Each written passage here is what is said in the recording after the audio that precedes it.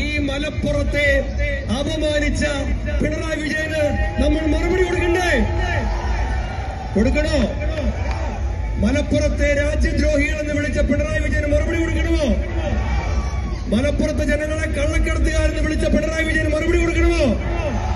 മലപ്പുറത്തെ ജനങ്ങൾ തീവ്രവാദികളാണെന്ന് പറഞ്ഞ പിണറായി വിജയന് മറുപടി കൊടുക്കണമോ? മലപ്പുറത്തെ കുട്ടികൾ പഠിച്ച് പരീക്ഷ പാസ്സായാൽ കോപ്പി അടിച്ചിട്ടാണെന്ന് പറഞ്ഞ് അവരെ അപമാനിച്ച CPM-കാരന് മറുപടി കൊടുക്കണമോ? മലപ്പുറത്തുകാര് പ്രിയങ്ക ഗാന്ധിക്ക് ലക്ഷത്തിന്റെ ഭൂരിപക്ഷം കൊടുത്തപ്പോ തീവ്രവാദികളുടെ വോട്ടാണെന്ന് പറഞ്ഞ വർഗീയ രാഘവന് മറുപടി കൊടുക്കണമോ? എന്നാൽ ആ മറുപടി എല്ലാം കൂടെ കൂട്ടിയെടുക്കുന്നതാണ് ആ 25,000. ഈ മറുപടി എല്ലാം കൂടി ഇങ്ങനെ കൂട്ടി എടുക്കുന്നതാണ് ഞാൻ പറഞ്ഞ 20. ഇത്രയും ആവേശം നിറഞ്ഞ ഒരു പ്രസംഗം ഇതിനു മുൻപ് ഒരു കൊട്ടിക്കലാശത്തിലും കണ്ടിട്ടില്ല. ജീപ്പിന് മുകളിൽ കയറി നിന്നുകൊണ്ട് വീശുന്ന കൊടികൾക്കിടയിൽ നിൽക്കാൻ കിട്ടിയ ഒരു ഇഞ്ച് സ്ഥലത്ത് നിന്നുകൊണ്ടാണ് PC വിഷ്ണുനാഥ് എന്ന MLA യുവ നേതാവ് കസറിയത്. നിയമസഭയിൽ പാട്ടുപാടിയും കവിത ചൊല്ലിയും പുസ്തകം വായിച്ചും കൊടുക്കേണ്ട മറുപടി കൊടുക്കേണ്ടവർക്ക് കുറിക്കുകൊള്ളുന്ന രൂപത്തിൽ കൊടുക്കുന്ന ഒരു യുവ കോൺഗ്രസ് നേതാവ് ഉണ്ടെങ്കിൽ അതിലൊരാൾ PC വിഷ്ണുനാഥാണ്. ആ വിഷ്ണുനാഥിന്റെ രാഷ്ട്രീയത്തിലെയും നിയമസഭയിലെയും പരിചയം നോക്കിയാൽ യുവ നേതാവ് എന്നതിനപ്പുറത്ത് അദ്ദേഹം ഒരു സീനിയർ കൂടിയാണ്. പിണറായിക്കും കൂട്ടർക്കും എങ്ങനെ മറുപടി നൽകണമെന്ന് കൃത്യമായി വിരലിലെണ്ണി അക്കമിട്ടുകൊണ്ടാണ് കൊട്ടിക്കലാശ നഗരിയിൽ PC വിഷ്ണുനാഥ് ചില കാര്യങ്ങളെ പറഞ്ഞുറപ്പിക്കുന്നത്. ആ വന്യമൃഗ പേടിയിൽ കഴിയുന്ന ജനങ്ങൾക്ക് യാതൊരു തരത്തിലുള്ള ആശ്വാസവും നൽകാൻ ഒരു നടപടിയും എടുക്കാത്ത ഒരു ഗവൺമെന്റിനെ കേരളത്തിലെ കാർഷിക മേഖലയ്ക്ക് വേണ്ടി നിലമ്പൂർ വിചാരണ ചെയ്യാൻ പോകുന്ന ഒരു തിരഞ്ഞെടുപ്പാണ് ഇവിടെ നടക്കാൻ പോകുന്നത്. കർഷകർക്ക് വേണ്ടി, ഉദ്യോഗാർത്ഥികൾക്ക് വേണ്ടി.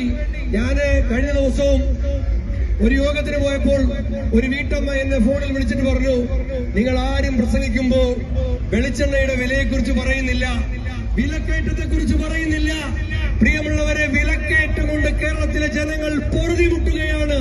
ആ വിലക്കയറ്റത്തിൽ ദുരിതം അനുഭവിക്കുന്ന കേരളത്തിലെ മുഴുവൻ ജനങ്ങൾക്കും വേണ്ടി നിലമ്പൂർ വിചാരണ ചെയ്ത് വിധി എഴുതാൻ പോകുന്ന ഒരു തെരഞ്ഞെടുപ്പാണ്. ഒരു കാര്യം പറയാതെ പോകാൻ കഴിയില്ല. ഈ മലപ്പുറത്തെ അപമാനിച്ച പിണറായി വിജയന് നമ്മൾ മറുപടി കൊടുക്കണ്ടേ? കൊടുക്കണോ? മലപ്പുറത്തെ രാജ്യദ്രോഹികൾ എന്ന് വിളിച്ച പിണറായി വിജയന് മറുപടി കൊടുക്കണമോ? മലപ്പുറത്തെ ജനങ്ങളെ കള്ളക്കടത്തുകാരെന്ന് വിളിച്ച പിണറായി വിജയന് മറുപടി കൊടുക്കണമോ? മലപ്പുറത്തെ ജനങ്ങൾ തീവ്രവാദികളാണെന്ന് പറഞ്ഞ പിണറായി വിജയന് മറുപടി കൊടുക്കണമോ? മലപ്പുറത്തെ കുട്ടികൾ പഠിച്ച് പരീക്ഷ പാസ്സായാൽ കോപ്പി അടിച്ചിട്ടാണെന്ന് പറഞ്ഞ് അവരെ അപമാനിച്ച CPM-കാരന് മറുപടി കൊടുക്കണമോ?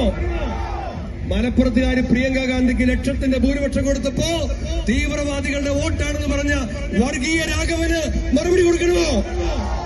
എന്നാൽ ആ മറുപടി എല്ലാം കൂടെ കൂട്ടിയെടുക്കുന്നതാണ് ആ 25,000. ഈ മറുപടി എല്ലാം കൂടി ഇങ്ങനെ കൂട്ടി എടുക്കുന്നതാണ് ഞാൻ പറഞ്ഞ 25,000. മലപ്പുറത്തെ ജനങ്ങളെ അപമാനിച്ച ഒരു മുഖ്യമന്ത്രിക്ക് മലപ്പുറത്തുകാർ ഒരുങ്ങിയിരുന്നതാണ് ഒരു മറുപടി കൊടുക്കാൻ. അത് 26 കരുതിയതാണ്. അതിനു മുമ്പ് അതിനുള്ള സമയമായി. ആ മറുപടി നമ്മൾ 23 തീയതി ഈ നിയോജക മണ്ഡലത്തിലെ തെരഞ്ഞെടുപ്പിന്റെ കൗണ്ടിംഗ് ആരംഭിക്കുമ്പോ ഒന്നാമത്തെ ബൂത്ത് എണ്ണി തുടങ്ങുന്നത് മുതൽ കാണാൻ കഴിയും. പ്രിയങ്ക ഗാന്ധി വന്നു. ഞാൻ എന്റെ പ്രസംഗം ചുരുക്കാണ്. പ്രിയങ്ക ഗാന്ധി ഇവിടെ വരേണ്ടത് 4 മണിക്കായിരുന്നു, അല്ലേ സന്ദീപ്? 4 മണിക്ക് വരേണ്ട പ്രിയങ്ക ഗാന്ധി വന്നത് 7:30 മണിക്കാ. അതിന്റെ ഇടയിൽ 4 മഴ പെയ്തു. ആരെങ്കിലും പോയോ? അങ്ങനെ മഴ പെയ്താ പോവോ? ഇടിവെട്ടിയാ പോവോ? ആര്യാടൻ ഷൗക്കത്തിനെ നിയമസഭയിൽ എത്തിച്ചിട്ട് നമ്മൾ വിശ്രമിക്കുള്ളൂ. അത് ആര്യാടൻ മുഹമ്മദിന്റെ ഓർമ്മയ്ക്ക് നമ്മൾ കൊടുക്കുന്ന വാക്ക. VV പ്രകാശിന്റെ ഓർമ്മയ്ക്ക് നമ്മൾ കൊടുക്കുന്ന വാക്ക. ആ വാക്ക് നമ്മൾ ഓരോരുത്തരും പാലിക്കും. നിലമ്പൂരിലെ ജനങ്ങൾ അത് വിധി എഴുതും. ഇവിടെ ഒരു കാര്യം പറയാതിരിക്കാൻ വയ്യ. ഞാന് പെൻഷനെ കുറിച്ച് പറഞ്ഞു. ഞാനും ഷാഫിയും കൂടെ ഒരു വീഡിയോ ചെയ്തു. ഞങ്ങളെ നിയമസഭയിൽ പറഞ്ഞ കാര്യം തന്നെയാണ്. ഇവിടെ ഉമ്മൻചാണ്ടി അപമാനിക്കുകയല്ലേ ഇവർ? എത്ര കാലമായി ഇത് തുടങ്ങിയിട്ട്?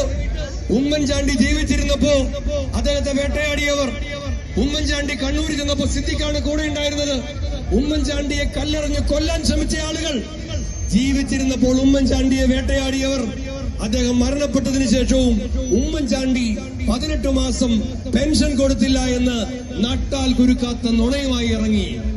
നമ്മൾ തെളിവ് സഹിതം ചോദിച്ചു, ഈ നിങ്ങളുടെ എല്ലാം ബൂത്തുകളിൽ അവിടെ 2016-ലും 15-ലും പെൻഷൻ വാങ്ങിയ ആരുടെങ്കിലും ഒരാളുടെ പാസ്ബുക്ക് എടുത്ത് നോക്കിയാൽ പോരെ, അതിനകത്ത് 15-ൽ കുടിശ്ശിക ഉണ്ടായിരുന്നോ? എത്രയുണ്ടായിരുന്നു കുടിശ്ശിക? 16 ജനുവരിയിൽ കുടിശ്ശിക ഉണ്ടായിരുന്നോ? 16 ഫെബ്രുവരിയിൽ കുടിശ്ശിക ഉണ്ടായിരുന്നോ? നോക്കാമല്ലോ.